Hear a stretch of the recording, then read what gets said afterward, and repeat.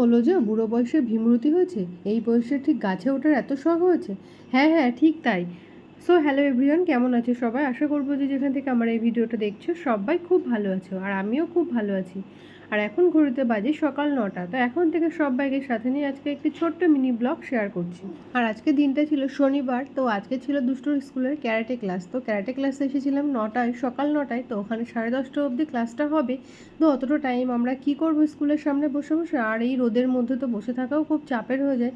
তো হাঁটতে হাঁটতে সোজা চলে এলাম একটা বাগানের দিকে, মানে ঠিক ধান বাগান, আর সাইডে ছিল এরকম আম বাগান। তো এখানে কিছুক্ষণ বসে থাকার পর ভাবলাম যে এখানে একটা নুয়ে পড়া আম গাছের ডাল রয়েছে, তো ওখানে গিয়ে একটু বসা যাক। তো দুজনে মিলে চলে গেলাম ওই গাছটাতে। তো দেখো, আর আমার এই যে সাথে ছিল আমার ফ্রেন্ড, তো ও কিন্তু মনের আনন্দে একদম গাছে উঠেই যাচ্ছিল। আর দেখো, এই যে নরেনের মতো গাছে উঠে বসে আছে, পা দুলিয়ে দুলিয়ে দোল খাচ্ছে। তো সেই স্বাদটা আমারও মনে হলো যে যাই একটুখানি বসি।